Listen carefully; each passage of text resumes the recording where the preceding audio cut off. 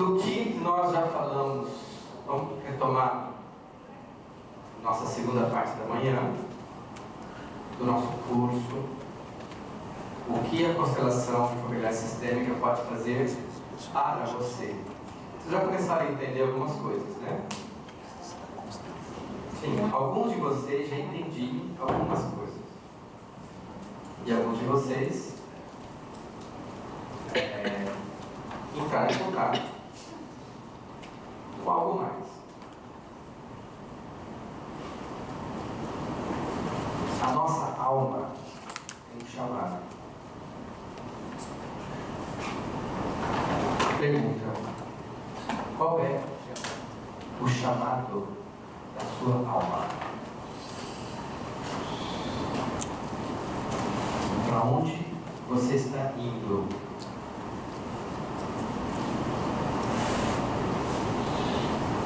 O que realmente te move? Em outros termos, outras maneiras de falar. O que realmente te dá tesão de vida? Você está nessa sintonia? Você está nesse lugar? Se você não está, aonde você colocou o seu tesão de vida? E o que você ganhou com isso? Nós vivemos processos. Desde a gravidez, período uterino, primeira infância, não podendo andar, nos começa a dar por esse controle dos esfíncteres, escola, e assim vai. Sequência de processos. Na vida adulta, no mundo infantil, eu vou passar algumas coisas aqui para vocês, só para dar uma direcionada.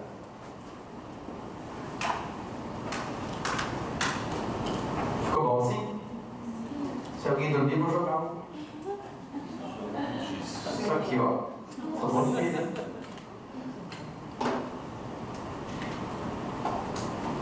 Bom, então assim, primeira coisa que eu queria falar para vocês: existe um método. Esse método se chama inteligência sistêmica. E esse método eu criei em cima do que eu vivi na minha vida, do que eu não vivi, que eu deixei de viver por estar vivendo essa não vida, e nisso eu tinha um ganho. Como foi esse meu despertar? Como foi esse meu sair desse movimento totalmente coordenado por essas forças, pensando que eu era livre, pensando que eu tinha livre arbítrio, e no fundo eu não tinha. Como foi esse despertar? Como acontece esse aumento, essa ampliação da consciência? E como que acontece a gerência? E para onde vai? Então, é um método. Tá?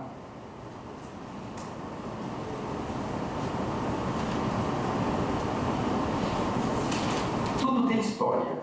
E na história está a explicação de muita coisa, né?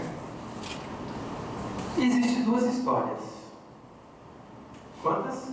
Duas. Primeira, a real. E a segunda? Claro, que conto para você, né? Hã? Mimimi, blá blá blá. Então, na sua história e na minha história, tem e teve blá blá blá, e tem a história real. Na psicologia, na história da psicologia, também. Então nós temos a visão da medicina oriental, na Índia e na China. São duas medicinas que nós, e a árabe, são três medicinas que nós não tínhamos muito acesso. porque ficou toda a nossa civilização ela é europeia. Na civilização europeia, ela foi muito influenciada pelo modelo grego. O modelo grego era um modelo holístico. Os gregos lançaram a democracia, os gregos, a própria língua, né? Grega é a base das nossas línguas. Os gregos influenciaram muito, e o pensamento dos gregos era holístico. E depois veio o pensamento dos romanos, que pegaram um pouco essa abordagem dos gregos, colocaram os conceitos dos romanos, e nós somos frutos dessa abordagem greco-romana. E para complicar um pouquinho, entrou depois a visão do judaísmo e do cristianismo. Então nós temos uma visão greco-romana, judaico-cristã da vida. Isso chega de nós. Você vai na Índia, não é assim. Você vai na China, não é assim. Eles não têm essa visão greco-romana cristã da vida. Na medicina e no cuidado da psicologia também. Quando eu falo psicologia, eu estou falando do cuidado do ser humano. Né? Um ser cuidando de outro, isso existe há quanto tempo? Desde que existe. Desde que o mundo é mundo. Um caiu, machucou, o outro foi lá. Né? Então, nas civilizações primitivas, esse cuidado era feito por algumas pessoas que não faziam faculdade,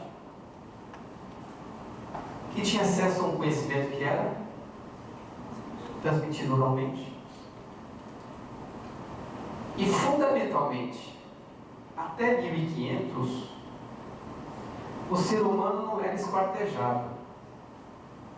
O que eu quero dizer com esquartejado? Separado. Isso é uma coisa, isso tinha vilões. Não havia separação entre corpo, alma e espírito. O ser humano era corpo, alma e espírito. Uma coisa só. E a doença? Nas civilizações primitivas, ele era uma entidade, muitas vezes, espiritual. Né? Então tinha o pajé lá, fazia a pagelança dele e as pessoas se curavam. Quando chega em 1600, tem 3 caras que mudam um pouco essa visão. René Descartes, Auguste Comte e Francis Bacon. Esses 3 mudam, porque no momento saindo da Idade Média, existia uma necessidade de parametrizar, falar o que era ciência e o que era religião. Depois de Lutero, começou a haver uma desconexão de Roma, do papado. As pessoas começaram a ter a autorização de pensar diferente, porque quem pensava diferente, né? E houve uma reação a isso, que as pessoas foram para as fogueiras, quem pensava diferente.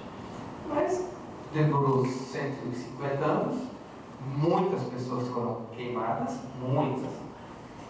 E depois que eles queimaram, falaram, nossa, queimou uma pessoa errada. Já viram isso, não? Por exemplo, Joana d'Arc. Joana d'Arc era líder e tal. Não, é bruxa. Queima na fogueira. Putz, vocês queimaram Joana d'Arc? Não. Transforma em bruxa, agora é santa. Santa Joana d'Arc. Então, foi isso que é feito à mercê de outros interesses. Mesmo assim, não conseguiu se segurar o que estava emergindo, que era uma abordagem do ser humano, uma abordagem maior, abordagem maior do mundo, só que essa abordagem veio com separação. Só vejo o que existe, só existe o que eu vejo, o que meus sentidos tocam. Aquilo que meus sentidos não tocam não existe.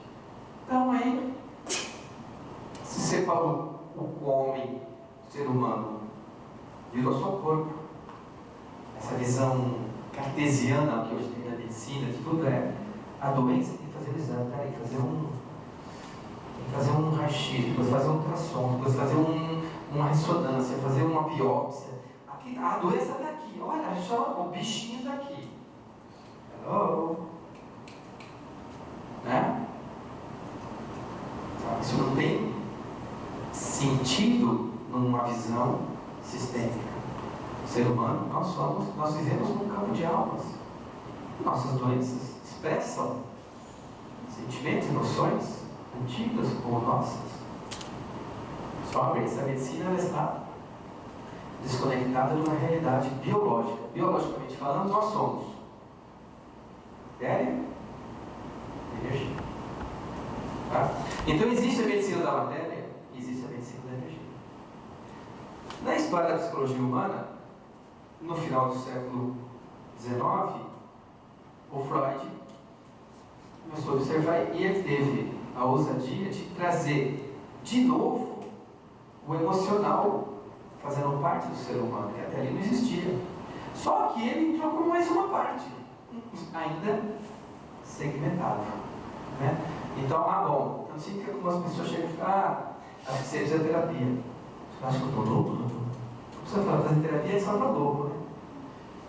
Então, o emocional ficou segmentado. Aí vem, e o Freud fala assim, ó, tudo tem a ver com sexualidade. É a libido sexual. E em 1922 o Jung fala, peraí, não, libido é uma coisa muito maior, libido é uma coisa de vida. A pessoa, sensitiva, não, libido é só sexual. Aí o Jung trouxe todo uma visão mais ampla. Bem, Adler trouxe o sentimento de minusvalia, sentimento de insegurança, os complexos, né? O Adler trouxe. Depois vem o Reich, na década de 30, vai ampliando. Depois vem a bioenergética, começa a ver que no corpo tinha emoções, até chegar, né, no que nós temos no final do século passado, onde existiam muitas abordagens para o cuidado humano, né? O Peirce trouxe a visão, a psicologia da forma Gestalt.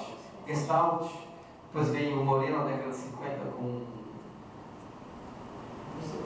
o psicodrama, e tantas coisas foram juntando até que vem Milton Erickson com a hipnose, vem uma série de coisas juntando para todos olhar como que é a história do elefante, né? Um pega na cauda, outro pega na trompa, outro pega na pata. Cada um descreve uma parte. Mas está todo mundo falando de elefante. Então, o elefante é o conhecimento humano, é a alma humana, é o comportamento humano, é a minha vida, é a sua vida. Né? E tudo isso colabora para o bem. E o Hellinger fez essa estruturação, juntando tudo isso. Dentro da constelação, está tudo. Tem hipnose, tem PNL, tem Freud, tem Reich, tem Gestalt, tem psicodrama, tem tudo, mas com uma visão em cima de leis sistêmicas. São leis. E essas leis, a gente pode oportunamente conversar sobre isso. Então, na história da psicologia humana, o homem sempre teve uma vontade de ajudar o outro, cuidar do outro. As bases científicas nós já falamos, tá certo? E o mais importante, essa última parte. Alguém aqui tem dúvida de que funciona? Não, né? Funciona e a gente sabe que funciona. E muita gente fala assim, olha, eu não vou me preocupar em explicar como funciona e por que funciona. Eu discordo disso. Não que eu tenha o conhecimento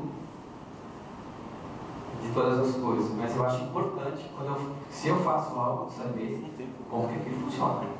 Então, se a constelação funciona, ela funciona em cima de bases físicas, ela tem uma lógica, existem leis, existem resultados que são mensuráveis, sim, né? Que funciona. Quem tiver tempo depois, dá um Google em Rupert Sheldrake. Inclusive tem livros dele, tem livros, né? 3 livros. Tem 3 livros dele. Um deles é título Os cães sabem quando os donos voltam para casa. Esse é o título do livro. E sabe mesmo. Como? Conexão sistêmica na hora. O cachorro conecta com a alma do dono, ele sabe. Ele sabe. Alguma coisa dentro dele sabe. O cachorro sabe quando o dono está doente. O cachorro sabe. Tem um cachorro que avisa que uma pessoa vai entrar em crise epilética. Já viu isso?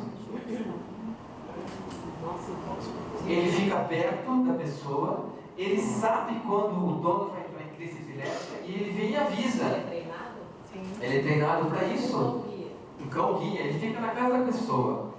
E ele sabe, porque quando a pessoa entra em crise, ela não sabe, ela pode cair, pode ficar. Ele vai e avisa, começa a latir, essa pessoa se prepara, deita e fica lá e tem a crise. Esse cachorro que vai e sabe onde está o câncer, ele vai cheirando, ele fala, está aqui. Ele cheira e mostra onde está o câncer. Como é que ele sabe? Porque eles sabem, esse saber não é racional, queridos. Porque saber, nós sabemos muita coisa. E eu vou dizer para você, se você saber muita coisa, você acha bom? A gente acha bom. A gente acha bom. É um problema. Isso te mata. Saber muita coisa mata. Porque você não faz aquilo que você sabe que deve fazer. Por isso nós começamos nosso curso hoje com exercício de presença. Trazendo vocês postura física. Eu quero estar aqui, presente. Vocês veem que agora vocês estão mais presentes. Vocês sentem isso? Você já acompanha melhor o meu raciocínio. Então agora você está, e volta. A mente vai longe. Mas o que você sabe, essa demonstração que a gente fez de uma constelação, agora você pode administrar.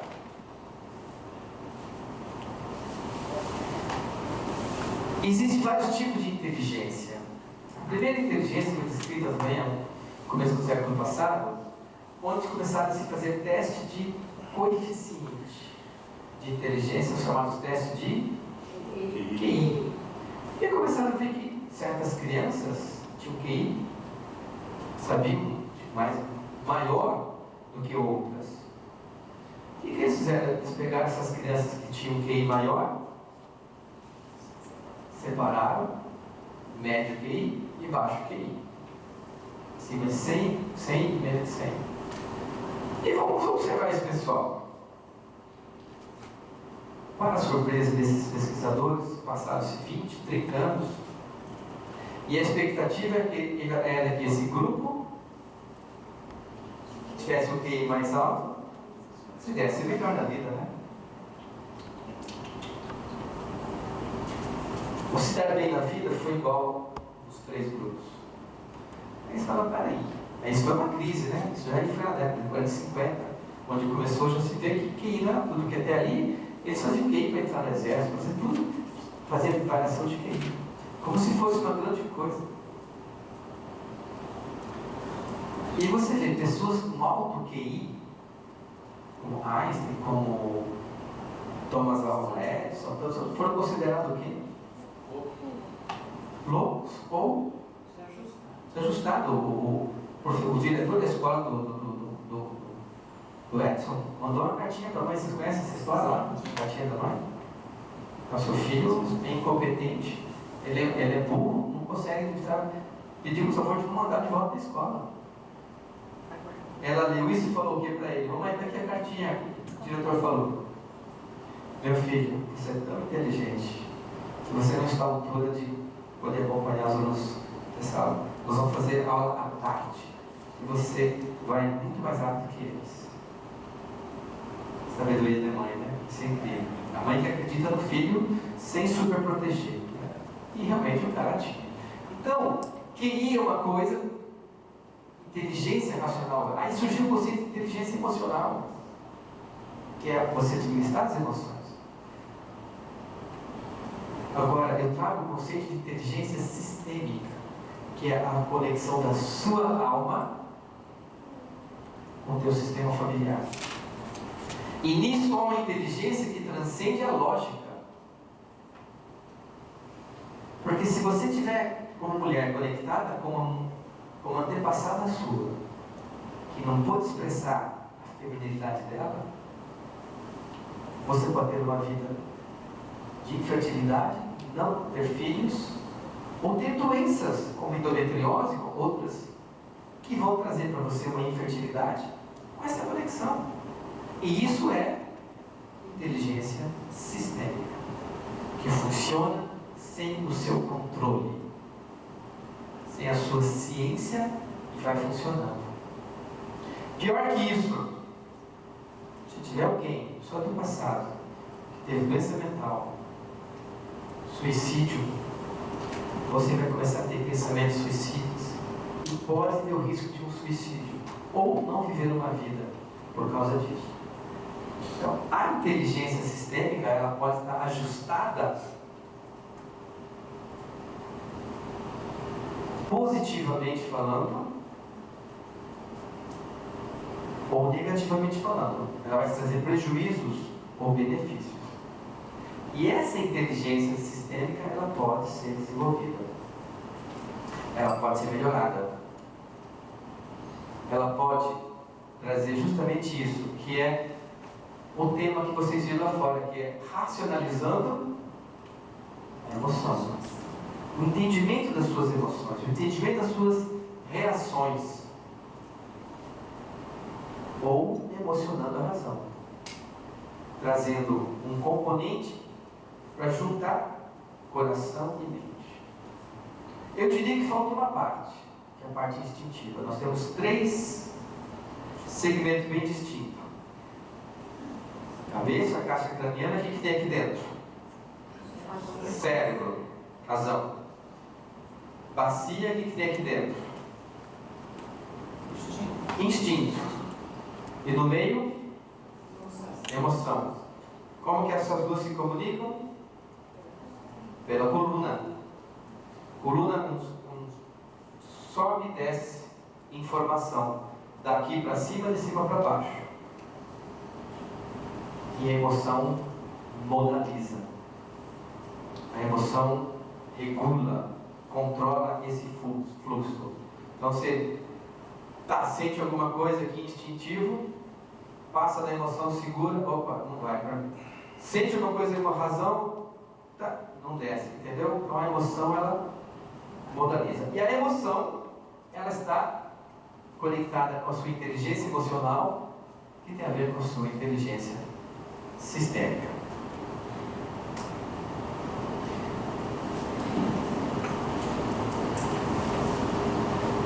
A vida fica pesada quando?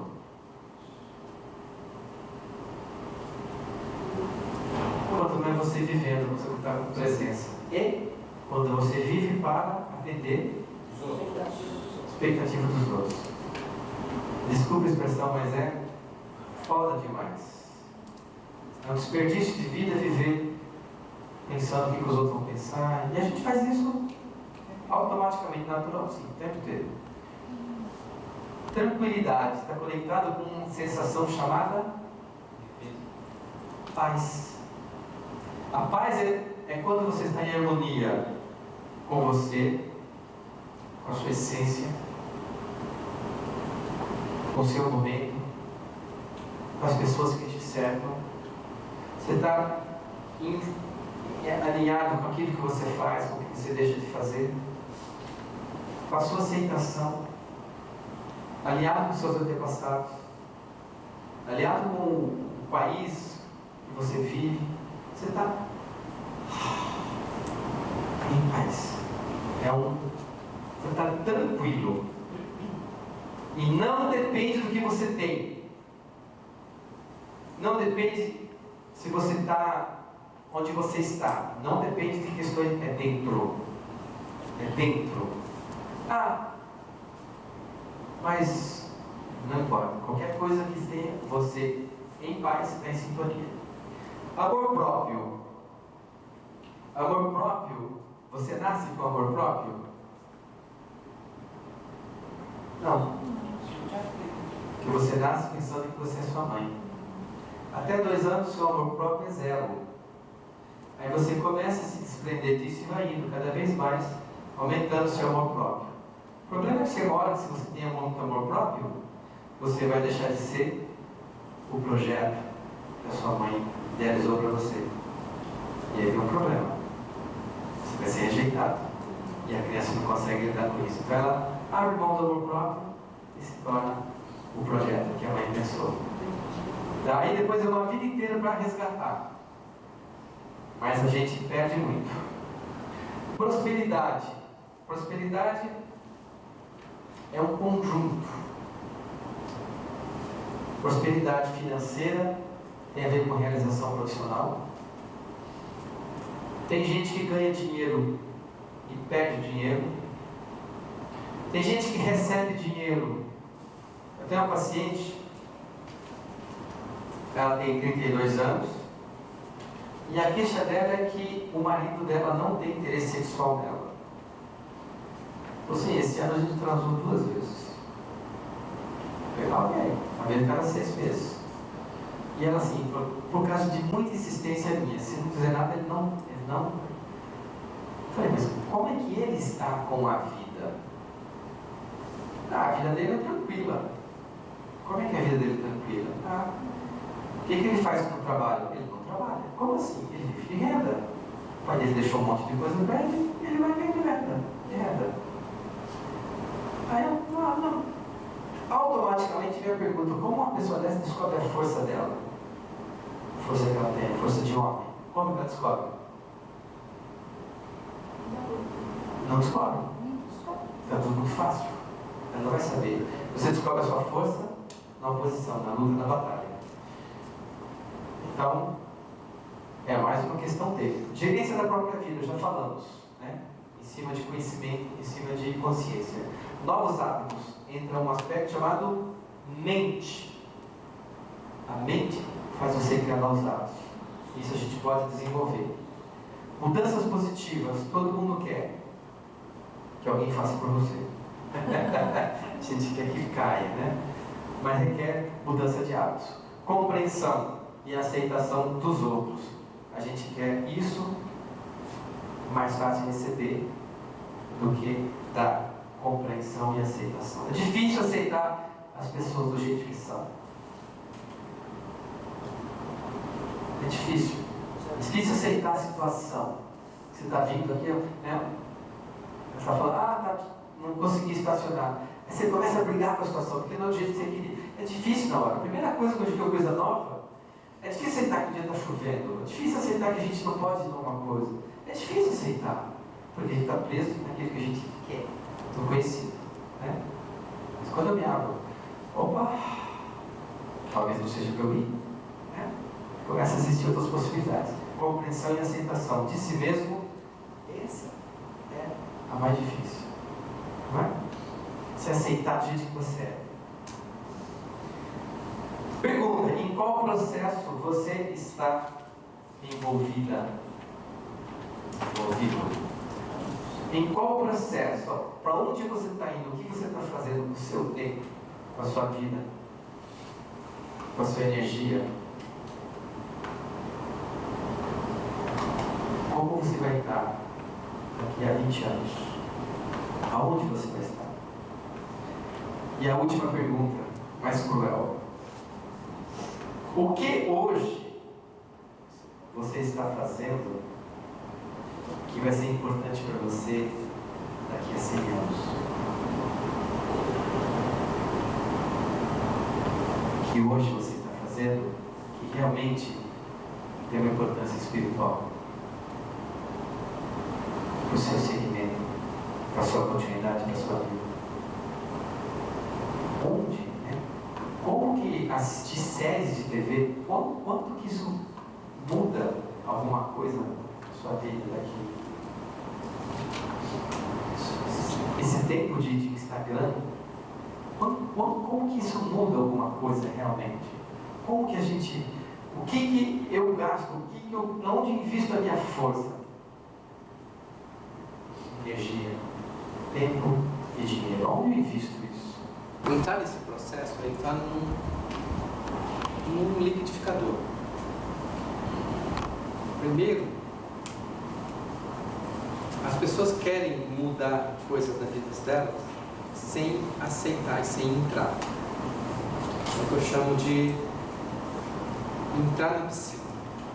Então, tipo assim, vocês viram aqui, descobriram, né? Na questão, a menina descobriu que ela representava para o pai dela a namoradinha. E ela virou a namoradinha do pai porque estava conectada com o ex-namorado do pai. Aí a primeira coisa que ela falou assim: eu não quero isso. Ok? Tá, então ela quer sair daquilo que ela não entrou. Eu falei: não, primeiro você vai entrar nisso. Você vai viver isso. Você vai aprofundar isso. Vai ver quais os momentos na sua vida que você esteve do lado do seu pai como a namorada dele, e não como sua filha. Ah, mas isso é muito ruim. Sim, mas se não for ruim, se não doer, não sai, não cura. E isso também é um processo. Então a primeira parte do processo é entrar nele. Depois, conhecer. Depois é desconstruir. É sair desse lugar e ir para um outro lugar. E depois é reconstruir. Aí você vai reconstruir, vai devolver, papapá, vira e faz um outro movimento na vida. Mas só depois de entrar, mergulhar, doer, desconstruir. Não é assim. E isso vai levar, para uns pode levar 1 mês, 6 meses, 3 anos, 5 anos, né? O prazo que cada um leva, tempo, depende da resistência. E depende do quanto a pessoa está pronta a se lançar para o novo. Por isso que eu falei assim, a necessidade do processo. E aí surgiu o curso, que é o Inteligência, que é um processo, que é um método e que tem uma sequência. E nessa sequência nós começamos no primeiro módulo justamente com a história. Com a história sua, de onde você vem. Quais são as forças, as experiências, quais são as tendências que estão dentro de você, que talvez você não tenha consciência e que fazem que você viva hoje, que você vive. E depois vem um entendimento, aprendizado das leis sistêmicas e por aí adiante. No primeiro módulo do curso, desses 9 módulos, eu vou ensinar algo para vocês que é como ganhar dinheiro desde o primeiro módulo. No ano passado, esse ano, nós tivemos uma aluna que fez, no meio de 30 alunos. Tá bom, né?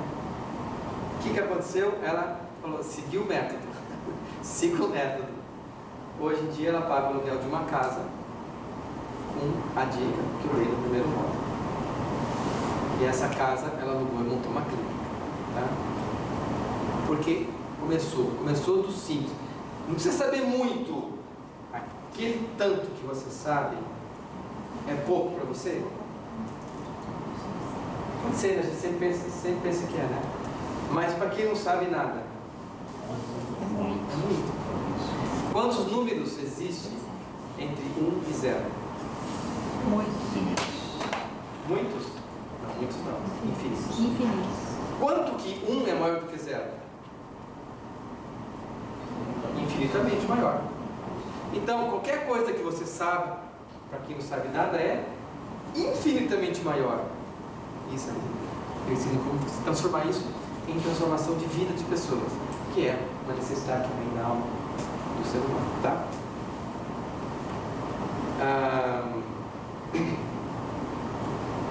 Então eu queria nesse momento falar desse tema. Por quê? Por que eu estou querendo falar desse sistema, desse método, desse curso? Porque é quando as coisas são eficazes. Uma pessoa participar de uma constelação e nunca mais voltar, eu não sei o quanto eu pude ajudá-la, eu não sei o que ela vai fazer com isso. Ela pode ficar maluca, ficar com raiva de mim e ficar mais firme do que ela estava antes, explanar. E já vi acontecer isso. Tem pessoas que voltam 1 ano depois e falam, doutor, você falou um monte de coisa, eu fiquei com muita raiva, não concordei com nada. Aí eu fui fazer uma regressão, foi fazer uma hipnose, aí veio tudo. Nossa, entendi tudo, já tinha toda a razão. Agora que eu estou entendendo. Ah, ok.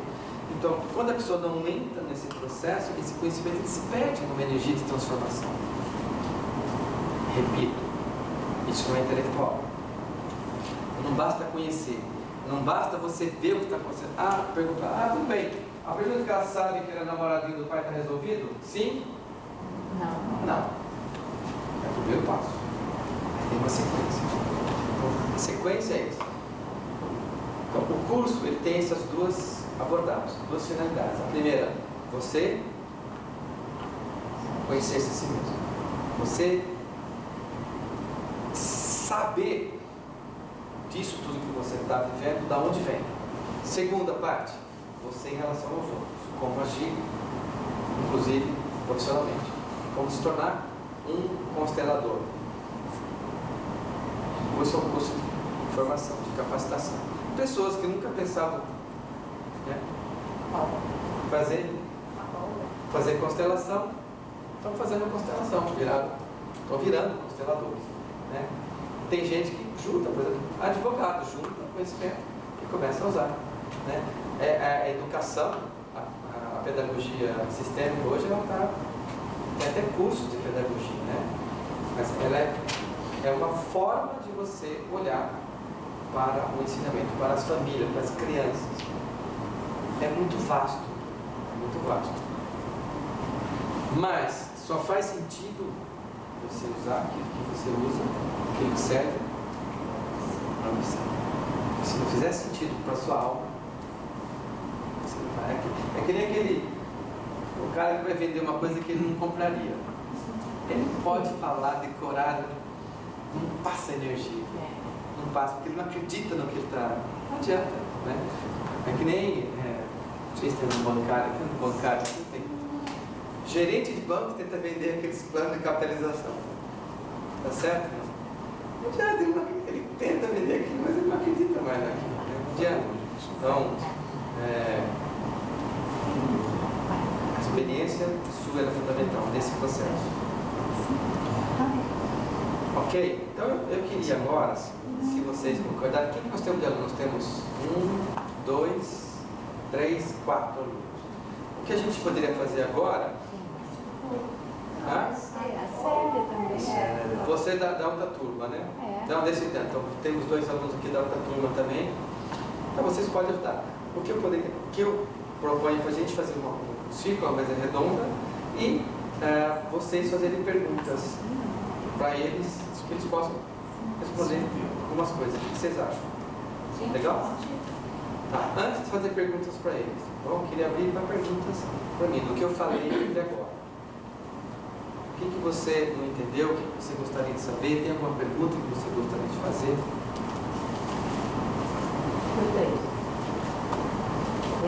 Eu queria saber assim, porque eu sou leiga, né, nessa parte de constelação.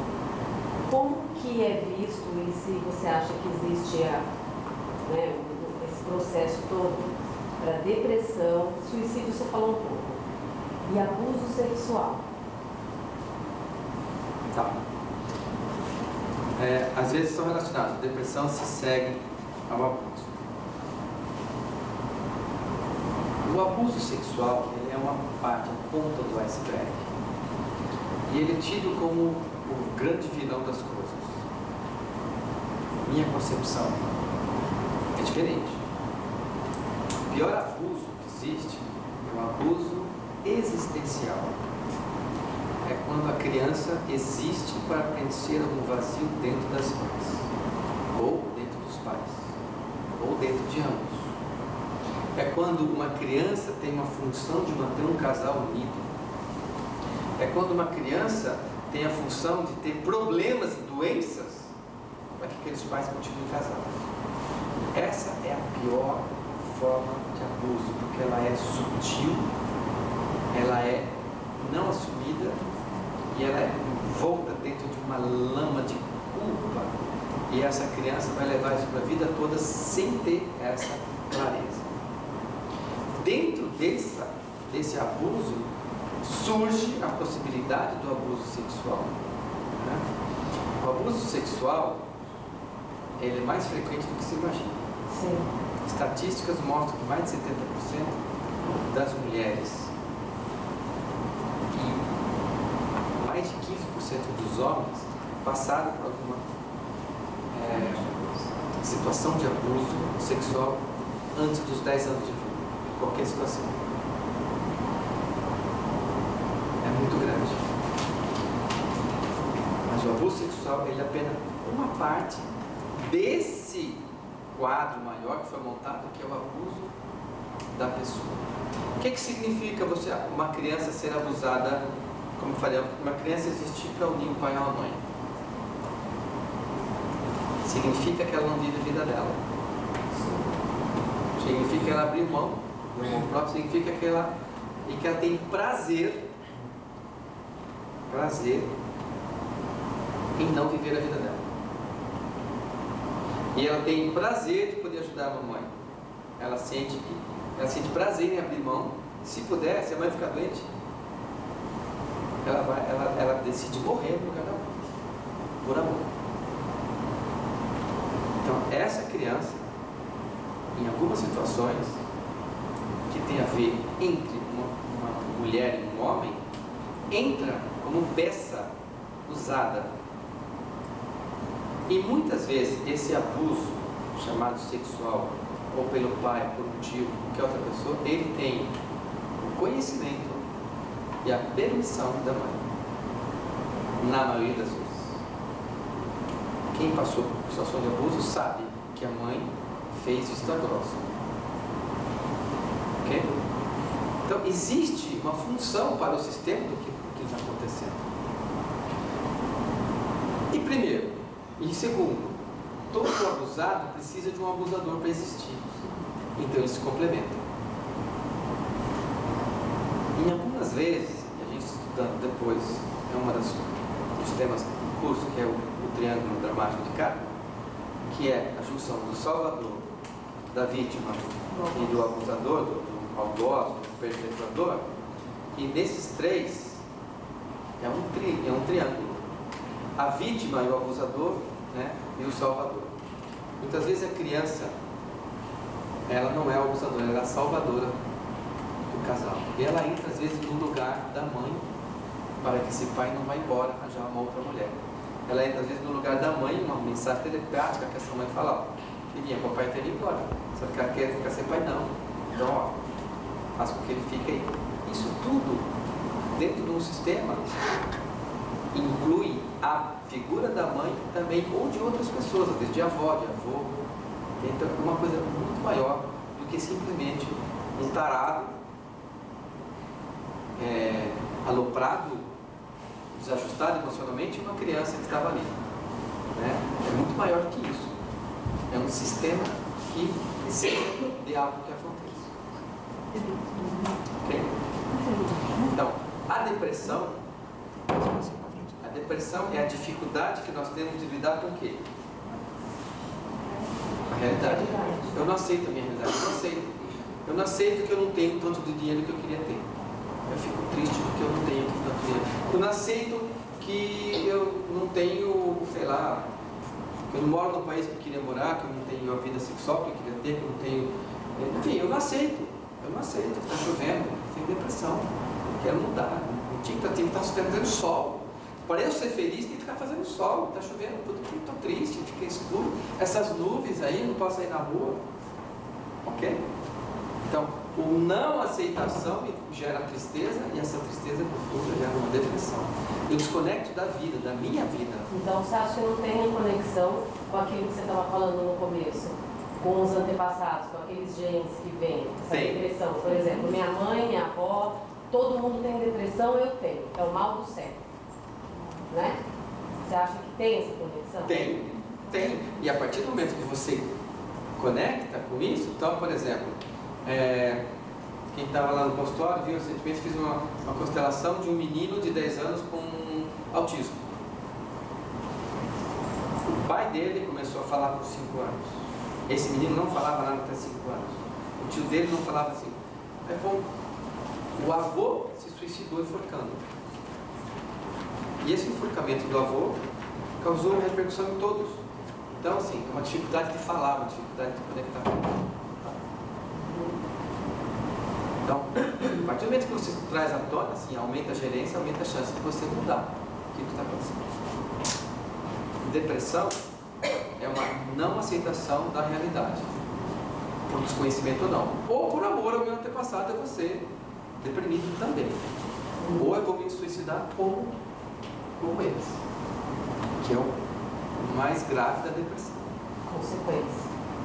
Faz parte das coisas, mas faz parte, está aí dentro disso, está um quadro às vezes de abuso, enfim, de não ter vida própria, de não ter seu amor próprio, de viver pelos outros e para os outros.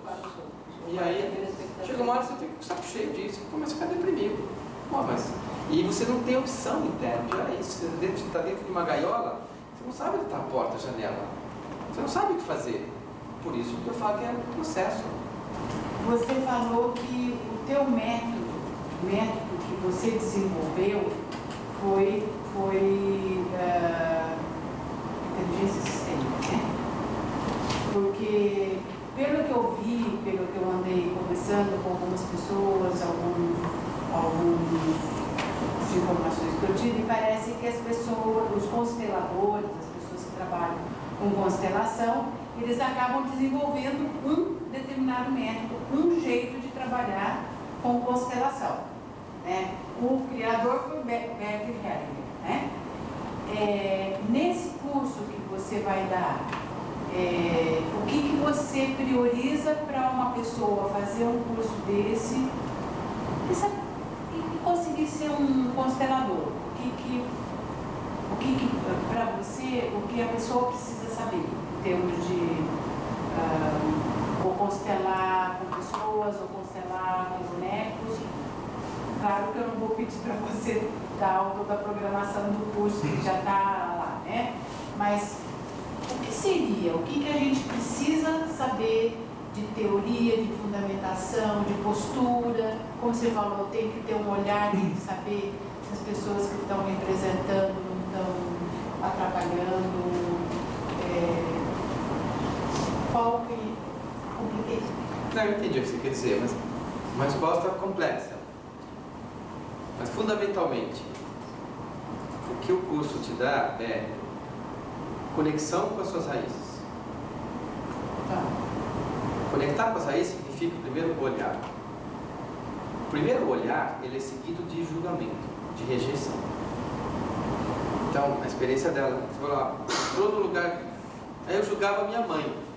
Sim, até a hora que você entra. Então começou o processo de aceitação da mãe e do pai e das coisas. Esse processo significa você olhar e depois aceitar. E aí existe um outro passo que é chamado tomar a mãe, tomar o pai. Isso leva muito tempo, porque nós temos resistência a aceitar as coisas como estão. Fundo, causa, motivo, razão fundamental da depressão, que é a não aceitação. Eu não aceito que eu casei com uma pessoa que é assim. Mas eu não aceito que ela seja assim, eu não aceito que ela fume, eu não aceito que ela faça isso. Eu não aceito. Aí eu fico triste. É um autoconhecimento. Então, até o partir do momento que você olha, vê, identifica, aceita e toma, você conecta com uma nova forma de você, um novo amor por si mesmo, um novo amor pelo pai, pela mãe, pelos seus antepassados. Esse é um. Porque senão a gente vira o cara do banco que não acredita naquilo que está vendendo, né? E aí assim, como que eu vou fazer uma constelação de alguém que tem dificuldade com a mãe, se eu não resolver minha questão com a minha mãe? Não vou dar o que eu não tenho. Como que eu vou trabalhar um relacionamento de casal se o meu relacionamento, se eu estou no conflito no relacionamento? Ou, na teoria, não funciona na constelação. Então, assim, o curso ele por isso que são 9 meses. O ano passado eram 8. Eu aumentei um módulo. O que mais eu coloquei esse ano? Eu coloquei como fundamental esse ano, 2019, todos os alunos passaram pelo menos por uma constelação. O que não aconteceu ano passado. Então, Quem estiver comprando um curso esse ano vai comprar uma constelação, vai acontecer no curso. O que mais eu coloquei de diferença? Sim, leituras, bases. Então, assim, vão ser exigidos em 9 meses que você leia 3 livros. Vai ser exigido isso, de alguma maneira, e é que você preste conta disso, que você dê um retorno disso, compartilhe esse conhecimento com todos. O que mais? Algo para aqueles que querem, não vai ser obrigatório, mas é uma forte sugestão, você preparar algo para o final. Uma conclusão, que a gente chama de TCC, trabalho de conclusão de curso. Ou seja, você escreva, você coloca no papel a sua experiência desses 9 meses, seja lá o que foi que trouxe para você, ou um tema que você se aprofunde. Por exemplo, tem gente que tem interesse em trabalhar com autismo, fazer um TCC sobre autismo, falar sobre sexualidade, falar sobre abuso sexual, falar sobre depressão. N possibilidades. E a pessoa vai focar um pouco mais a formação dela usando aquilo.